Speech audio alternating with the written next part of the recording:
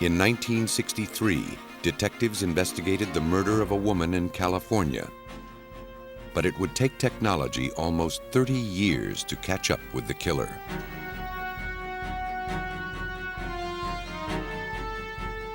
A trash bag is the only clue detectives have to the identity of a serial killer. So far, their search has met only with failure. But a new fingerprint technology will give them one last chance to put the killer away. In a murder investigation in Vermont, police have their suspect. Now all they need is solid evidence to convict him. The case hinges on a bloody but distorted palm print on the murder weapon. In cases that look all but hopeless, science finds a solution in the telltale marks of the killer's death grip.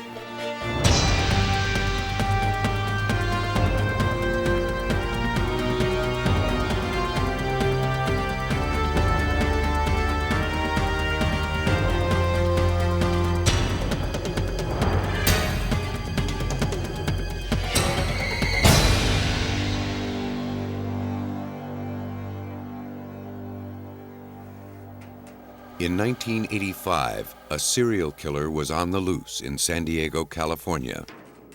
The killer targeted prostitutes and other women. He'd rape and murder them, then discard their bodies in trash dumpsters. To catch him, police needed to identify his fingerprints, which proved to be elusive.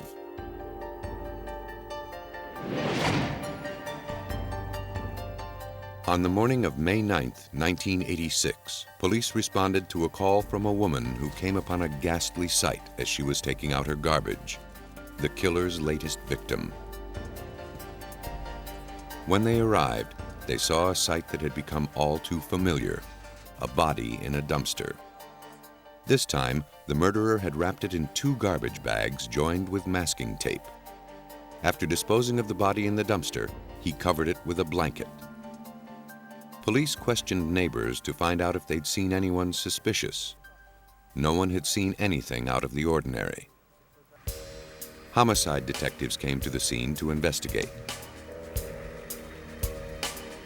An emergency unit arrived to retrieve the body.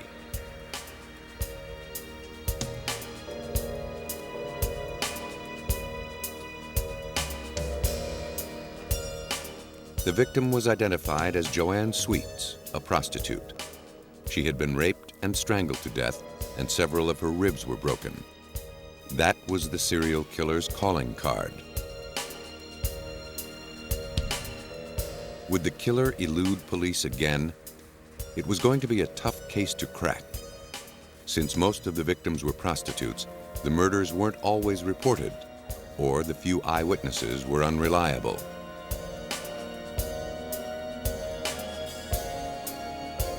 But this time, the detectives were able to lift a fingerprint from the dumpster.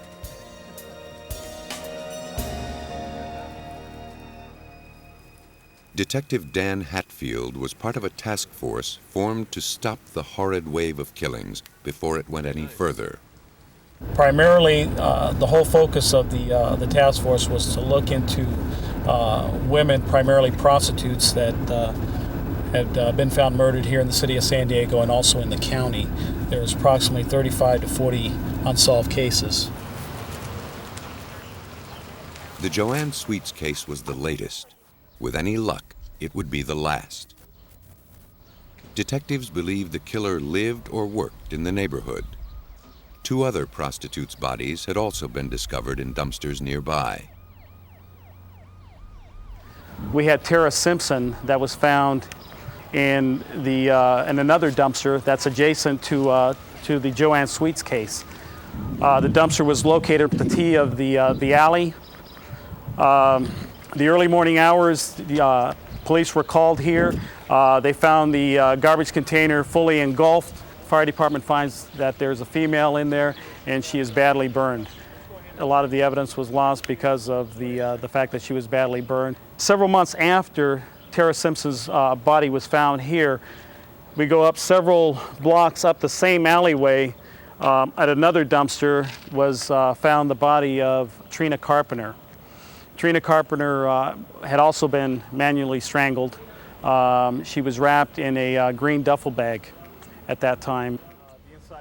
Hatfield was sure the same man was behind the deaths of all the women. But the investigation turned up no suspects. A manual search of fingerprints in police files failed to match the print found on the dumpster where Sweet's body was found. Whoever left the print didn't have a criminal record. The case went unsolved. 3 years later, fingerprint expert Diane Donnelly joined the task force to work on the Joanne Sweets case. I was brought in on this case in 1989 at the request of Homicide, and this is one of the cases that they had asked to go back and re-examine some of the evidence to see if there was anything else we could do at this point. She learned that fingerprint experts had already tried using a chemical called gentian violet to lift prints from the masking tape that held the garbage bags around the body. The process can expose fingerprints left on sticky surfaces. When a finger touches the adhesive side of tape and is removed, skin cells remain behind. The gentian violet stains those cells, revealing the print. Experts repeated the process over and over, but couldn't raise a single print.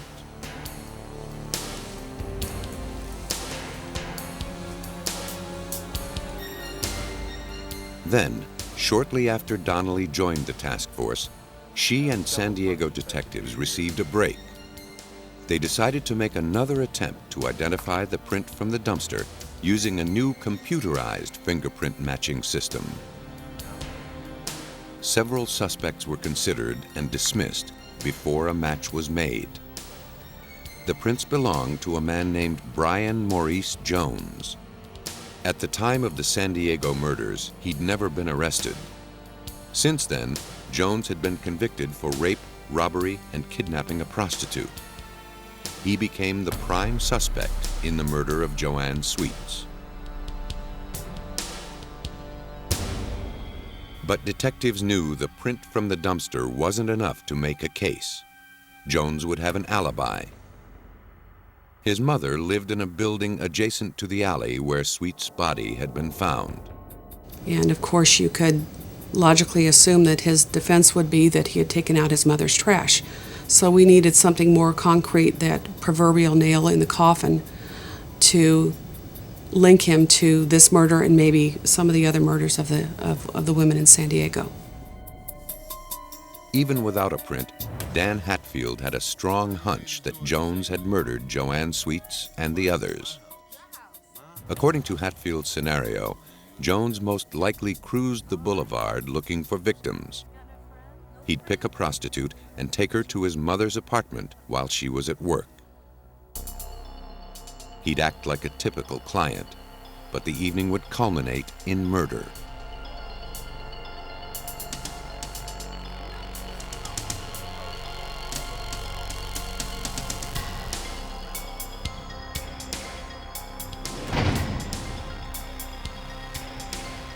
Afterward, he'd wrap the body up and take it out to the dumpster, like he was taking out the trash. Jones was still in prison for lesser crimes, but he'd be eligible for parole in 10 years. If Hatfield could link him to the Joanne Sweets murder, he'd make sure Jones would never get out. I believe when Mr. Jones dumped Joanne Sweets' body in the dumpster, he probably felt he could get away with it since he got away with the other two murders.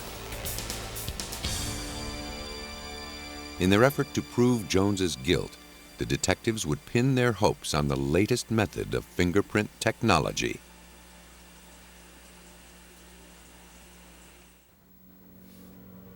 Stalled for 3 years, the murder investigation of Joanne Sweets got a jump start in 1992. Detectives once again focused on the garbage bags the killer used to wrap his victim. 6 years earlier, no prints were found on the bags. But Dan Hatfield and Diane Donnelly were sure the prints were there. At the time that I was investigating these cases, it was my feeling that there were in fact latent prints on the garbage bags. We were just not using the right technique. I checked around, I talked with the FBI. What they told me is that there was a technique that was being used in England and also in Canada with the Royal Canadian Mounted Police, a technique called vacuum metal deposition. At which point I called Canada. I found out that they were in fact using this technique to lift latent prints from plastics, and that they were more than happy to do our case. Donnelly took the evidence to the laboratories of the Royal Canadian Mounted Police in Ottawa. She was hopeful, but the prints were 6 years old. Would they have degraded too much for the process to work? They were more than willing and happy to assist me in this matter, but they were not too optimistic about obtaining any identifiable latent prints. The process, known as vacuum metal deposition, was developed in the U.S., but most jurisdictions don't have the money to utilize it. It's used more widely in Europe and Canada. Its main application is on plastics. But for fingerprint expert Pat Laturnis of the Royal Canadian Mounted Police, it's a versatile process that works when all other techniques have failed. It's possible to get fingerprints on things like magazine paper, paper towel, tissue, very fine exhibits. It has a limited application in some of those things, but really, when there's no other way to do it, and it works. If we take the best exhibit, the solid plastic type of exhibits, it's a matter of keeping that clean and then placing it inside the work holder of the chamber. Handling the evidence carefully, Laturnis places it in the chamber. A few milligrams of gold are deposited on a heating element.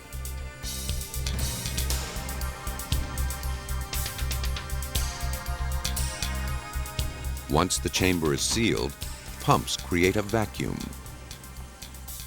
Once it's within a vacuum, the gold source is heated, and that heat is melting the metal. The metal would almost liquefy, boil, and then you can compare it to steam where it would go straight up and condense on the surface that it hits. A thin, invisible layer coats the plastic surface of the garbage bag. If the bag contains no fingerprints, the layer of gold will be uniform. But if fingerprints are present, the gold will sink into them, leaving the oily ridges of the print uncoated.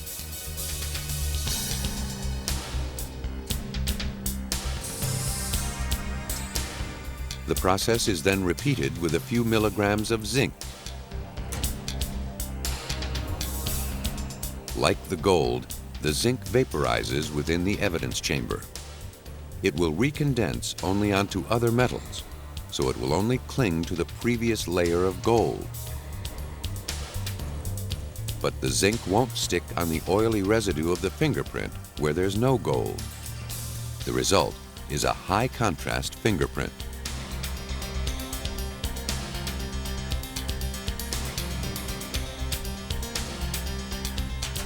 The bags were removed from the chamber and inspected.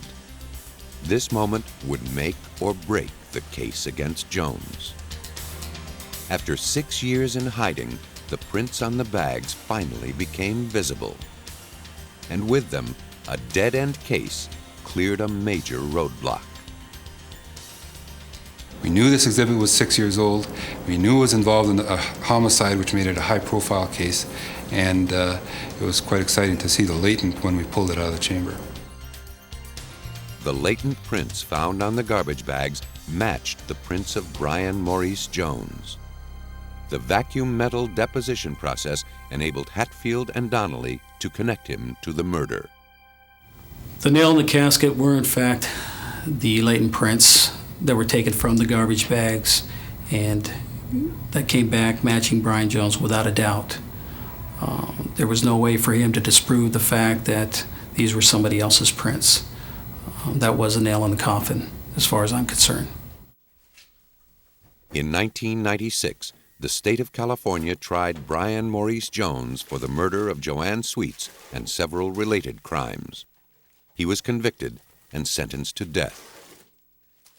Advances in the science of fingerprint detection had solved a case that seemed all but hopeless. I feel very good about it, the fact that even though these victims were prostitutes, they were people also. And I think with his conviction, I believe that they had their day in court, and justice was served. The vacuum deposition process raised Bryan Jones's fingerprints and secured his conviction. But it was a computer that first singled him out. In another California case, detectives used computer technology to pursue a killer across 3 decades.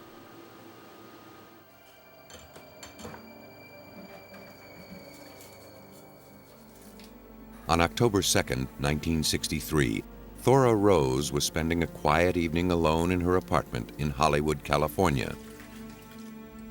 She had rented the apartment just a month earlier after separating from her husband and was slowly adjusting to life on her own. Rose worked as a waitress and kept mainly to herself in her free time.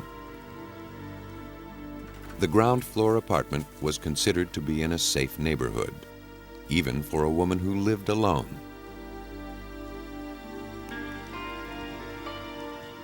But that night, someone invaded that safety, and Thora Rose became his target. He waited in the darkness as she settled in for the evening.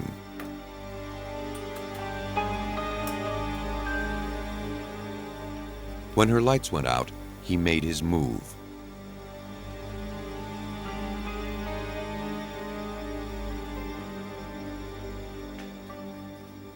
As Rose drifted off to sleep, he pried open a window over the kitchen sink and crawled into her apartment.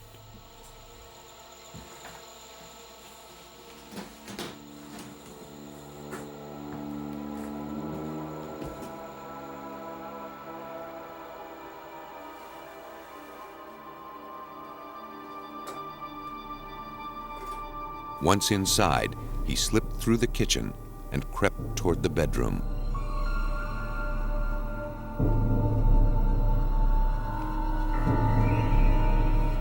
When he got there, he attacked. After a violent struggle, Thora Rose, age 43, was dead. When Rose failed to come to work the next day, her employer telephoned her, but got no response. Concerned, he called the police. When they arrived, they found Thora Rose's body in the bedroom.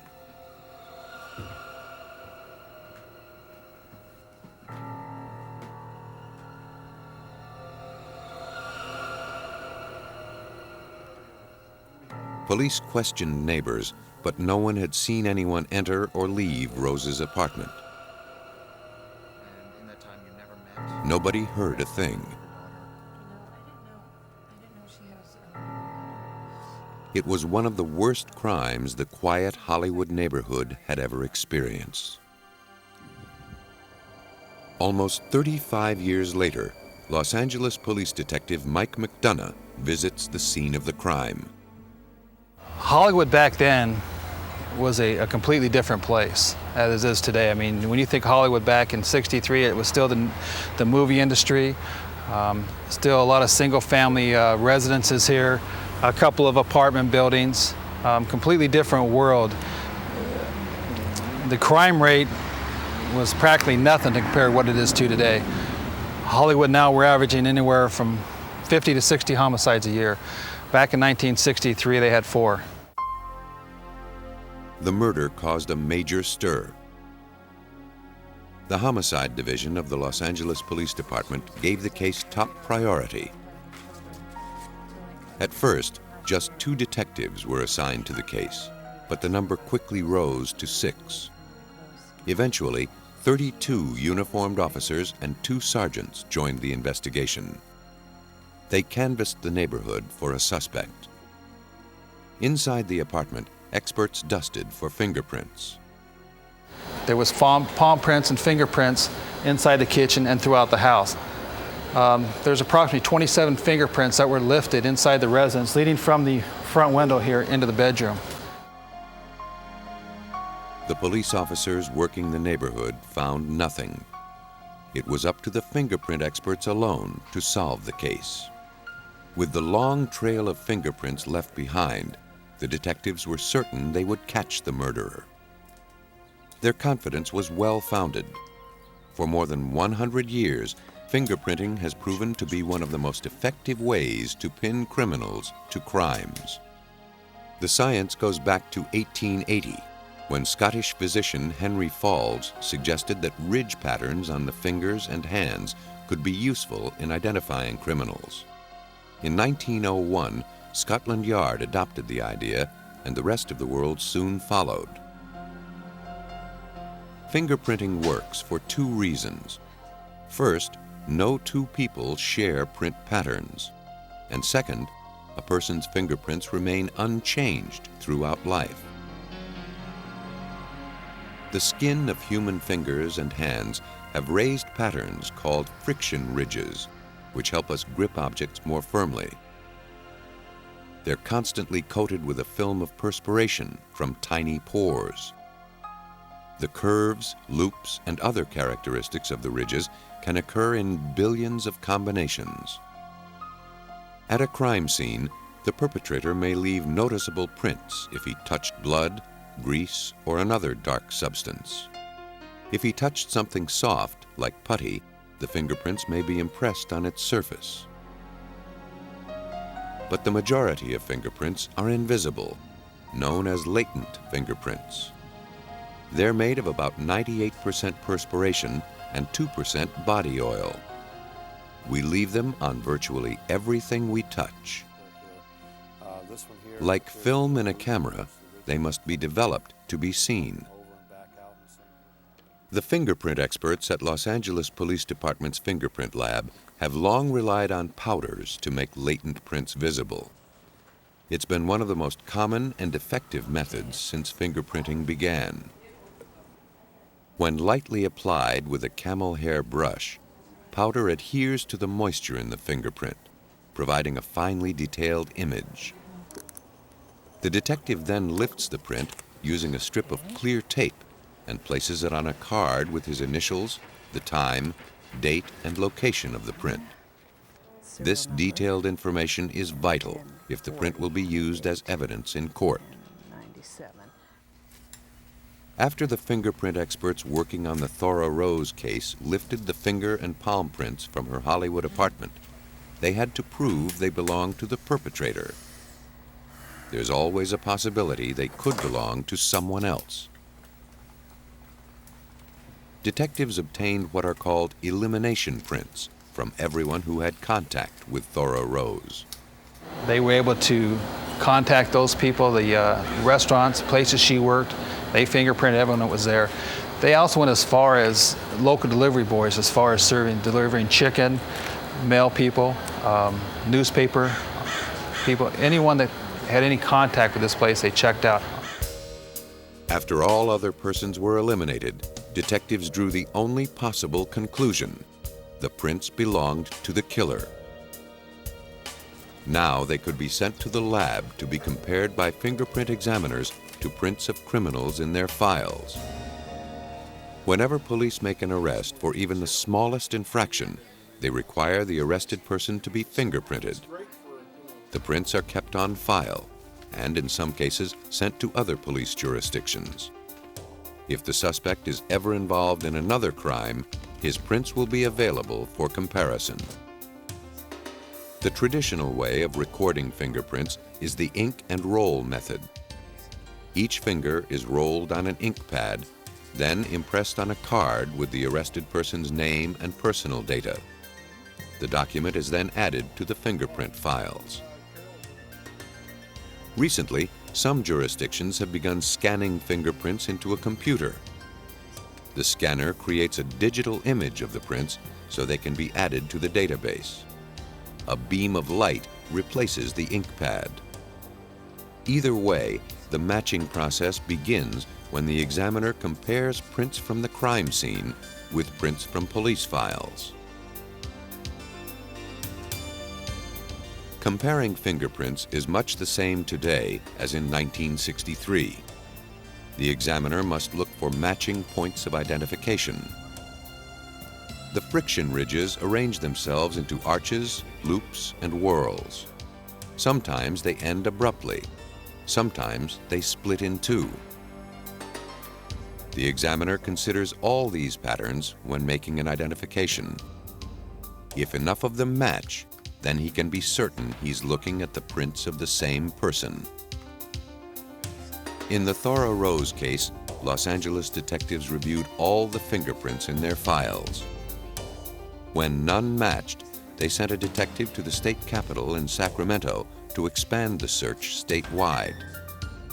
He scoured every file, looking at a staggering 30,000 fingerprints. The labor took months, but still nothing matched. I mean, it's a point that they put in an unbelievable man-hours of time on this case, and even with all that they have done, which is probably thousands and thousands of percent more than what we could do today with our crimes, they still weren't able to come up with anything. Even though the killer had left behind many fingerprints, the detectives couldn't match them to anyone with a police record. The case was unsolved. The files were shelved, and the murderer of Thora Rose went free. 30 years would pass before time and technology would flush him out. 3 decades after the murder of Thora Rose, a new computerized system of fingerprint comparison went online. The Automated Fingerprint Identification System, or AFIS, promised to revolutionize the field of fingerprint identification.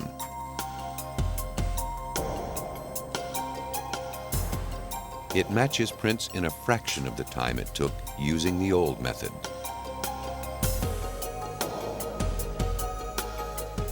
Fingerprint examiner Donald Keir was one of the first at the Los Angeles Police Department to put AFIS to use. This fingerprint system takes time to get used to. It was new. It takes time to utilize it, and we had a lot of crimes to solve. Keir and his colleagues first used AFIS to match prints collected from current crimes against those in AFIS's files. Then they tried an experiment to see if the system could solve old cases by matching previously unmatched prints. They chose 50 old homicide cases to test. Could AFIS breathe new life into dead cases? To find out, Keir went to the archives in the basement of the police department.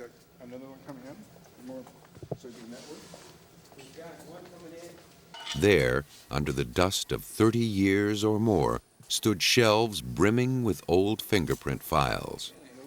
They were gathered from all manner of crimes, some solved, some not.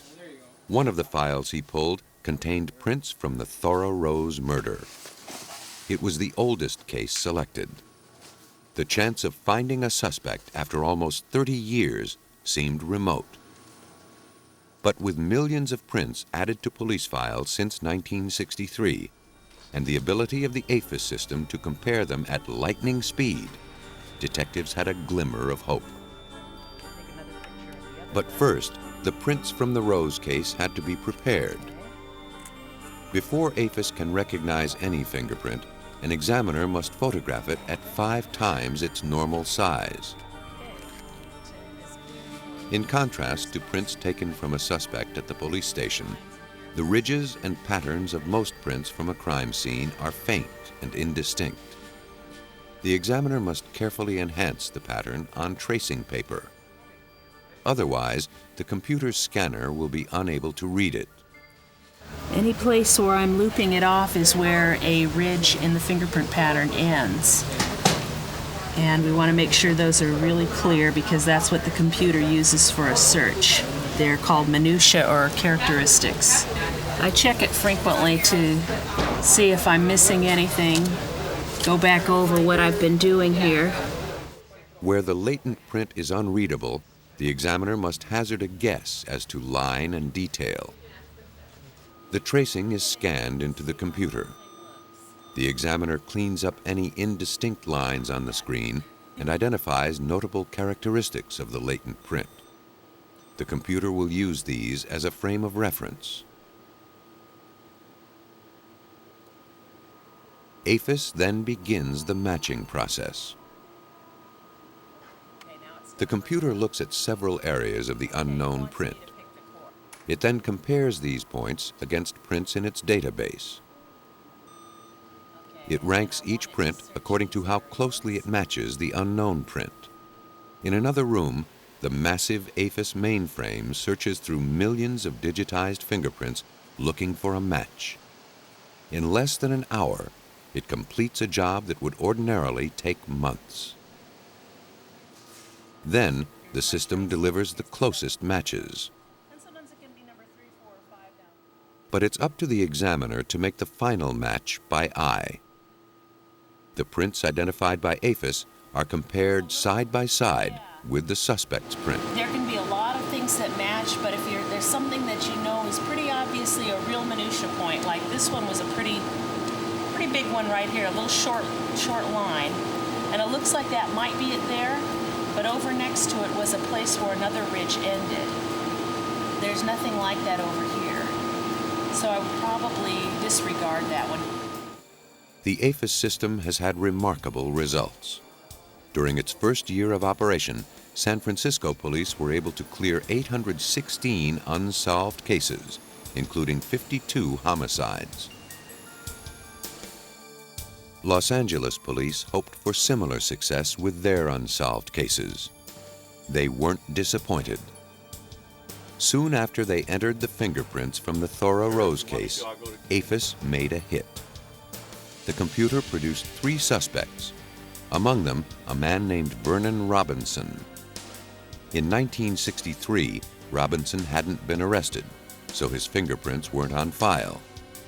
But he'd been arrested a number of times since then, so his prints were part of police records. Detectives using APHIS fingered him as a suspect. Detective Mike McDonough headed the new investigation. My main concern was to see if Mr. Robinson should have been there or not.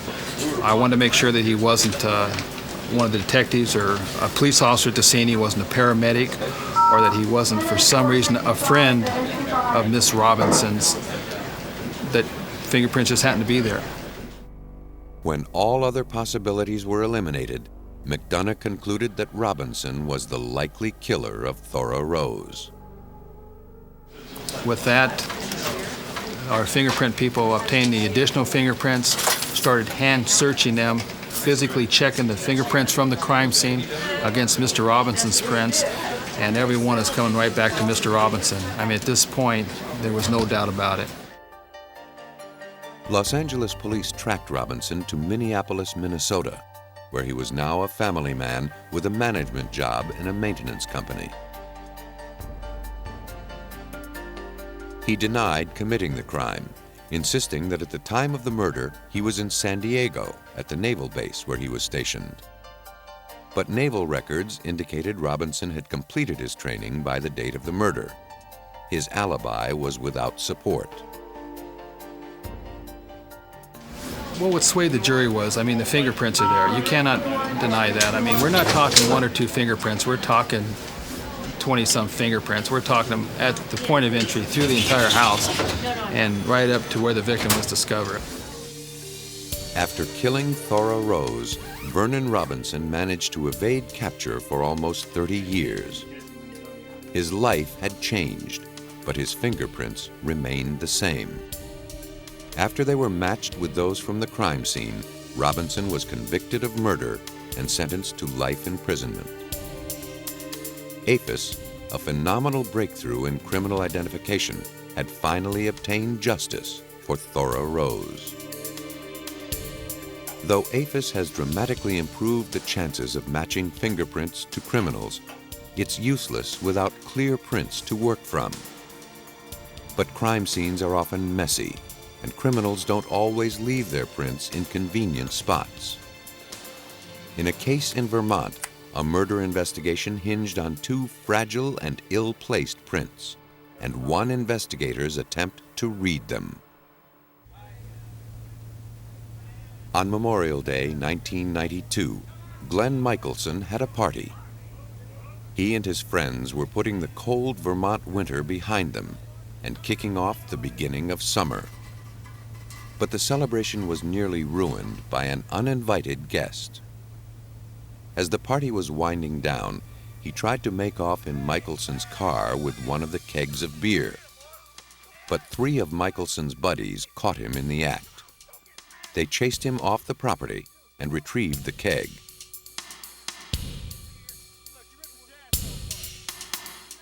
With the commotion over and the keg emptied, the three men decided to continue celebrating at a nearby tavern. Michelson stayed home. The group returned to the house 45 minutes later, still in high spirits. At first, they didn't notice their host was nowhere in sight. When they called out to him, he didn't answer. They assumed he went to bed. It wasn't until one of the men noticed something peculiar in another room that the horrible truth revealed itself. A ski pole that appeared to be sticking out of the floor was actually embedded in Michelson's skull. They called the Vermont State Police, who rushed to the scene.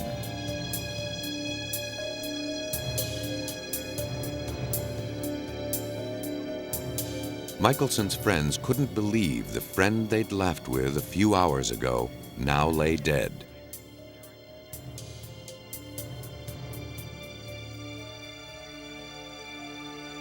While the police made their report, detectives scoured the house for clues. Their inspection of the brutal crime scene revealed a bloody knife in the kitchen sink. It looked like the victim had been stabbed several times before the ski pole was repeatedly jabbed into his skull. According to Sergeant Miles Heffernan, the victim didn't die easily. He was obviously involved in a struggle. Had a lot of blood on his clothes. There was a lot of blood on the walls in the hallway. When questioned, the three men who found the body told the detectives about the person who tried to steal Michelson's car and the beer keg. His name was Robert Plant. He'd tagged along with one of the invited guests and grew surly as the evening progressed.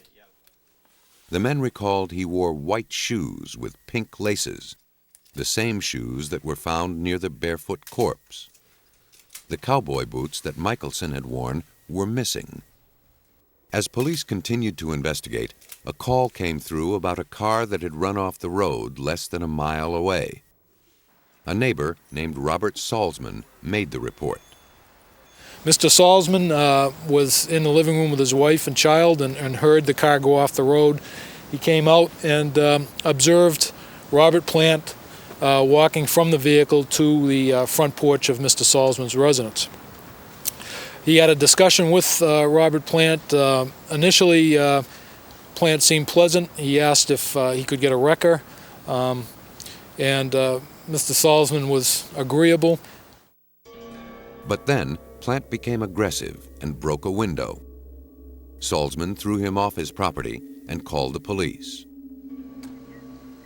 They arrived within minutes and found the car on the side of the road. It matched the description of Glenn Michelson's vehicle, but Plant was nowhere in sight. Apparently, he fled on foot. Police searched the woods and found him in a short time, passed out under a tree.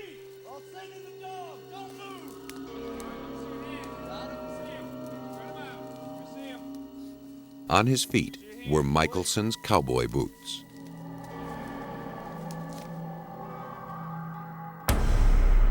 He was taken to the station for questioning and booked for murder. On the surface, it seemed Heffernan had an open and shut case against him. But Plant denied the crime, and the police had no eyewitnesses. Theoretically, Plant could claim he had stolen Michelson's property after someone else committed the murder. The detectives would try to bolster their circumstantial case with forensic evidence, Plant's fingerprints. They knew prints lifted from walls, sinks, and drawers had little value, since Plant had been a guest at Michelson's party. But they found bloody prints on the grip of the ski pole and on a door frame near the body.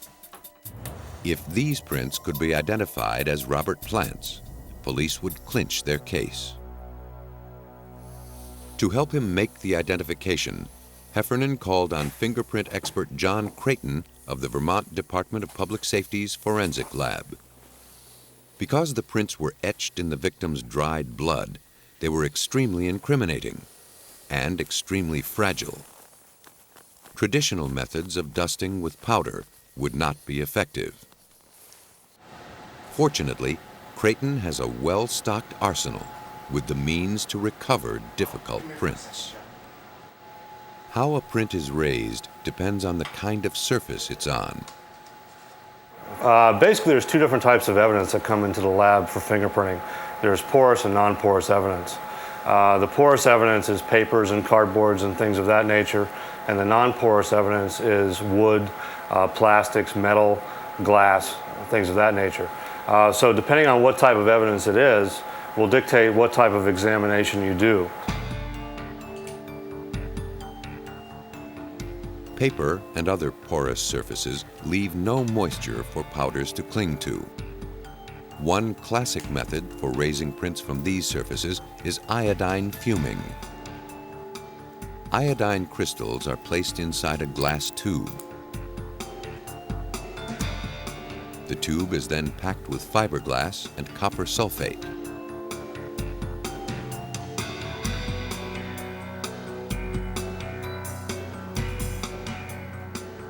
Breath passing through the crystals heats them, creating fumes. When the fumes reach the fingerprints, the iodine reacts with fatty oils, making them visible. A drawback of this method is that the prints will disappear in about 20 minutes when the iodine evaporates. They must be photographed after fuming, so police will have a record of them. Another way to find fingerprints on paper is to spray the surface with a chemical called ninhydrin. Ninhydrin is a spray or a compound that reacts to amino acids that are present in eccrine and sebaceous sweat deposited latent prints. The ninhydrin is sprayed onto porous material and is then catalyzed, or the reaction is catalyzed by applying heat and moisture, generally by means of an iron. This develops the prints much more quickly. Otherwise, you'd have to set them in the dark and wait anywhere from 24 to possibly 72 hours for any latent impressions to develop that way. Because the amino acids in fingerprints take a long time to disappear, ninhydrin has been used to develop latent prints as old as 15 years. Superglue has also become a staple of fingerprint examiners. Technically called cyanoacrylate ester, it's used on non-porous surfaces, like plastic, where fragile prints could be easily brushed away when powders are applied.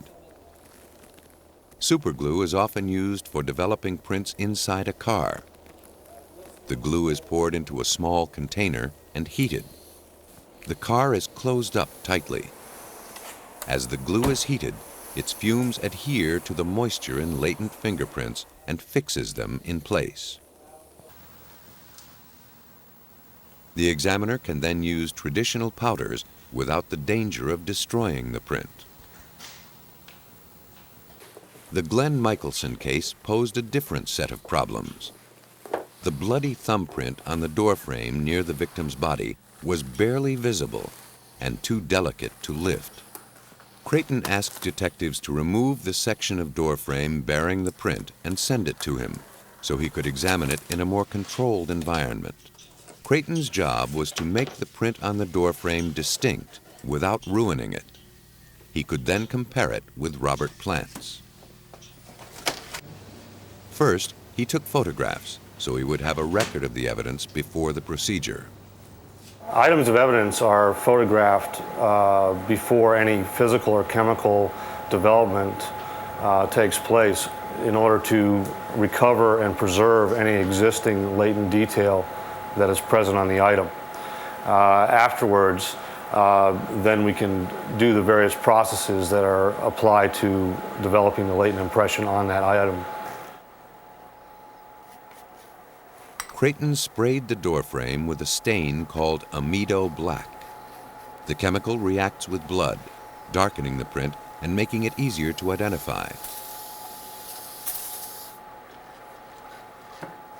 The amido black is a protein stain. It stains the protein that is within the blood itself. So when the ridges or the outline of the impression on the finger is deposited in the blood, the amido black is going to make that impression darker. It allows it to have more contrast with the background. Bloody fingerprints are very fragile in most cases, so they can't be lifted with tape without destroying them, even after they're developed with amido. Instead, Creighton photographed the enhanced print. When he compared it to Plant's, it matched. But Plant could have touched the blood-stained doorframe after someone else committed the crime. And the evidence against Plant must convince a jury of his guilt beyond a reasonable doubt. The irrefutable evidence in the murder of Glenn Michelson had yet to be processed. Glenn Michelson had been the victim of a callous murder, a ski pole driven through his skull. Robert Plant was the prime suspect, but could detectives tie him to the crime?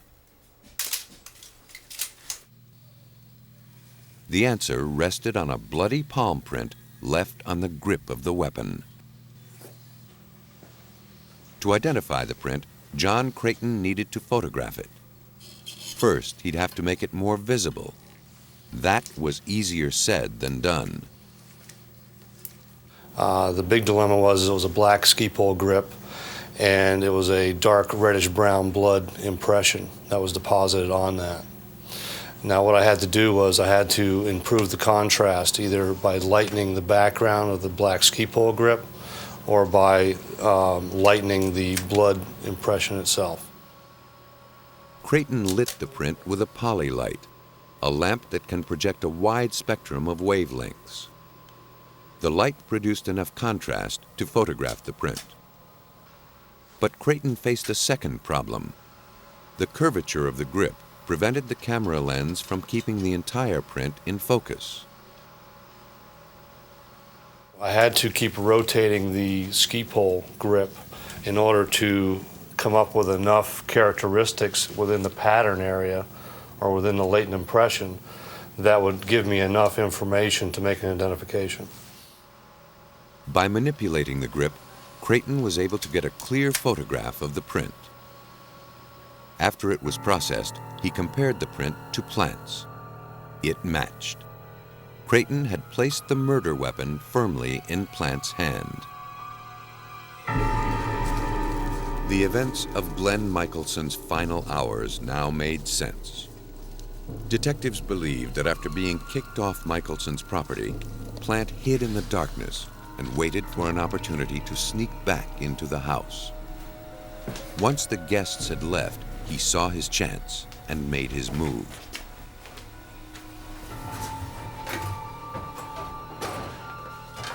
He slipped into the kitchen and rummaged around until he found a knife.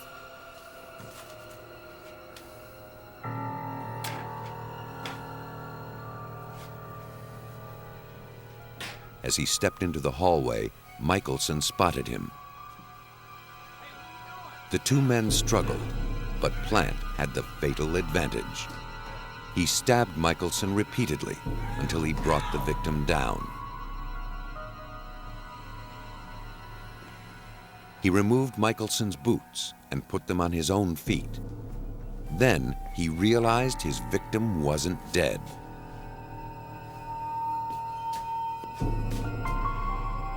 So he found a ski pole in another room and returned to finish him off. As he thrust the pole, he put his hand on the doorframe for support. After the final blow, he left the house, stealing Michelson's car for his getaway.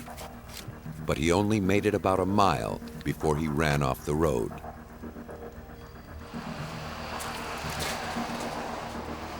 The bloody prints that Creighton analyzed gave Detective Miles Heffernan the evidence he needed to convict Robert Plant.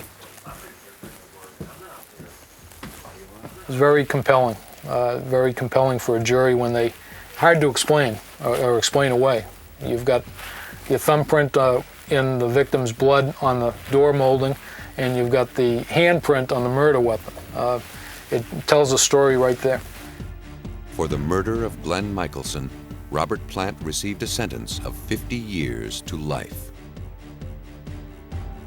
For more than a century, fingerprints have proven themselves a reliable and irrefutable way to link criminals to their crimes.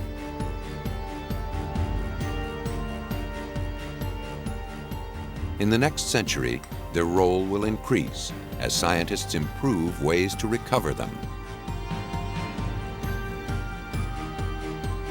More and more, killers will be delivered into the arms of justice by their own hands.